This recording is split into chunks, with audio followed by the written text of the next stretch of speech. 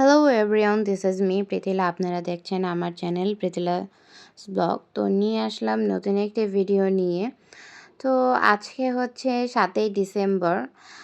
দিনটি ছিল হচ্ছে আমার বাবা মায়ের বিবাহবার্ষিকী। তো সেই দিন সন্ধ্যাবেলায় আর কি তো গিয়েছিলাম একটা কেক আনতে। তো সেলিব্রেশন আসলে খুব বেশি বড় করে করা হয়নি, ছোট করে জাস্ট মেমোরিগুলো আসলে ধরে রাখার জন্য আসলে করা। তো ফার্স্টে আর কি সন্ধ্যাবেলা থেকে বের হয়ে কিছুক্ষণ হাঁটাহাঁটি করে তো পরে একটা কেক নিয়ে আসি কাটার জন্য। তো এটা ছিল ওনাদের 41তম বিবাহবার্ষিকী। তো সেটাই আসলে লিখে নিচ্ছিলাম। তো লিখে থেকে পরেই নিয়ে আসছি। আজোয়া থেকে একটা কেক নিয়ে এসেছিলাম। তো নিয়ে আসার পরে আমি রান্না করতে বসি। তো আজকে রান্না করেছিলাম তেহারি। তো এটা হচ্ছে আমার ফার্স্ট টাইম আসলে তেহারি রান্না করা। এর আগে আমি তেহারি রান্না করিনি কখনো। সবসময় বিরিয়ানি রান্না করেছি। তো ফার্স্টে তো তেলটা গরম করে এর মধ্যে কিছু গরম মশলা দিয়ে দিই। তারপরে পেঁয়াজ আর রসুন কুচি দিয়ে দিই। এটা মূলত হচ্ছে যেহেতু ফার্স্ট টাইম রান্না করছি, আমি ওই তেহারির বক্সের মধ্যে মানে রাঁধুনির যে রেডি মশলা, যে মিক্সড রেডি মশলা থাকে ওইটা দেখে দিয়ে আসলে রান্না করছিলাম। ওখানে জাস্ট পেঁয়াজ কুচির কথা ছিল, তো আমি রসুনটাও অ্যাড করি। তো যাই হোক, পেঁয়াজটাকে ভালো করে লাল লাল করে ভেজে নিয়েছিলাম। তারপরে মাংসগুলো অ্যাড করে দিই। অ্যাড করে দিয়ে স্বাদ মতো আরেকটু লবণ, তারপরে কাঁচামরিচ, তারপরে হচ্ছে যেই রেডি মশলাটা বা তেহারির যে মশলাটা সেটা দিয়ে আসলে মূলত মাংসটাকে ভালো করে কষাতে হবে। যে এরকম ইনস্ট্রাকশন ছিল আমি সেভাবে রান্না করার চেষ্টা করেছি। খুব বেশি মানে কি বলবো, ফার্স্ট টাইম রান্না করেছি, আমার তো খুব ভালো লেগেছে। বাসার সবাইও বলেছে খুব ভালো হয়েছে। তো যাই হোক, কাঁচামরিচ দিয়ে দিলাম, এই যে তেহারি মশলাটাও দিয়ে দিলাম, দিয়ে এটাকে ভালো করে এটাকে কষানোর পরে যে আমি এটার মধ্যে অ্যাড করব আলু। আমি আলুটা দিয়েছি একদম গোটা গোটা, যেহেতু খুব ছোট সাইজের আলু নিয়েছি, তো এর জন্য পুরো সম্পূর্ণ গোটা গোটা আলুটাই দিয়ে দিয়েছি। তো ভালো করে আসলে মাংসটাকে কষিয়ে নিব। কষিয়ে নিয়ে তারপরে সেই মাংসর যেই মশলা ওইটার মধ্যে আসলে মূলত তেহারির যে পোলাও চাল যেটা সেটা আসলে রান্না হয়। তো আমি এক্সট্রা একটু আদা বাটাও দিয়েছি।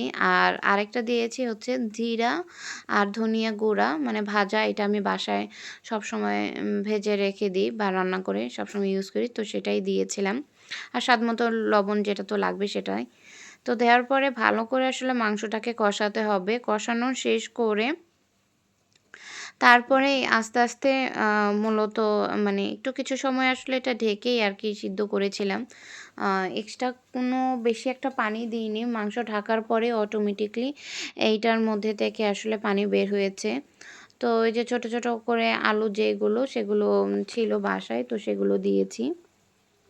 তারপরে মূলত অংশ কষিয়ে আলুর সাথে ভালো করে সিদ্ধ করে নিয়েছি। তারপরে মাংসগুলো উঠিয়ে আমি আলুগুলো রেখে দিয়েছি, আর এর মধ্যে যে মশলাগুলো ছিল সেটাই একই মশলার মধ্যে চালটাকে ভালো করে ভেজে নিয়েছি। কিছু সময় ভেজে নেওয়ার পরে এইখানে গরম পানি অ্যাড করেছি। গরম পানি অ্যাড করার পরেই আমি মূলত যেই মাংসটাকে আমি উঠিয়ে রেখেছিলাম সেই মাংসটাকে অ্যাড করে দিব। এটাই হচ্ছে মূলত তেহারির যেই রান্নার মূল প্রসেস, যে মাংস রান্নার যে মশলা থাকবে সেই মশলাটার মধ্যে আর কি এই তেহারিটা রান্না করা হয়। যেহেতু আমি ফার্স্ট টাইম ওইখানে ইনস্ট্রাকশন যেমনি ছিল ওইভাবেই রান্না করার চেষ্টা করেছি। তো সেভাবে ভাজা টাজা শেষ করে পানিটা অ্যাড করে দিয়েছি। পানিটা অ্যাড করে দেওয়া, স্বাদমতো লবণ, যেহেতু পোলাও চাল দিয়েছি, মানে চালের তো একটু লবণ লাগবে, সেটা দেওয়ার পরে মূলত সেই পানিটা অ্যাড করে দিয়েছি। পানি অ্যাড করার পরে কিছু সময় বলক আসার পরে আমি মাংসগুলো অ্যাড করে দিই। আর মাংস অ্যাড করার পরে আমি 30 মিনিটের মতো এটা দমে দিয়ে দিই, যাতে ঠিকঠাক মতো সবগুলো ফুটে যায়। তো আর এই মোমেন্টেই ফুটতে দেওয়ার শেষেই আমি আসলে আমরা মূলত যে কেক কাটিং সেরিমনিটা সেটা করে নিই। যেহেতু আসলে কাউকে বলা হয়নি, ঘরোয়াভাবেই করেছি। আম মনে হলো করা উচিত। তাই মানে মেমোরিটা রাখা উচিত। তো এটার জন্যই আসলে মূলত আম ডেটা আসলে স্পেশালভাবে আসলে পালন করা। যাই হোক বাবা-মা সকালবেলায় মন্দিরে পুজো দিয়ে এসেছে। তো তাই ভাবলাম যে যাক সেলিব্রেশনটাও হয়ে যাক। তো এজন্য ছোট্ট একটা কেক এনে ওনাদের সামনে আসলে প্রেজেন্ট করা। মূলত ঘরের সবাই মিলে একসাথে খাওয়া-দাওয়া করা এই। তো বাবা-মা দুজনেই কেকটা কেটে নিল। তো কেকটা কাটা শেষে আমরা আসলে আ লাস্টে খাওয়া-দাওয়া করি। তো এর মধ্যে কেক কাটাটা শেষ করতে মোটামুটি সবকিছু আমাদের ইয়েতে আমার তেহারিটাও হয়ে যায়। তো তেহারিটা দেখতেও অনেক সুন্দর হয়েছে। আশা করি আপনারা আম দেখেই বুঝতে পারবেন। আম আপনারা এরকম রান্না করে খেয়ে দেখবেন, আশা করি ভালো লাগবে। আর দিনটা আসলেই সত্যি খুব ভালো কেটেছে। আর বাবা-মায়ের ৪১তম বিবাহবার্ষিকী। আপনারা সবাই উনাদের জন্য দোয়া বা আশীর্বাদ করবেন যাতে উনারা সবসময় ভালো থাকেন, সুস্থ থাকেন। তো আল্টিমেটলি দিনটা এভাবেই খুব ভালো কেটেছে। তো ধন্যবাদ সবাইকে। ভালো থাকবেন, সুস্থ থাকবেন।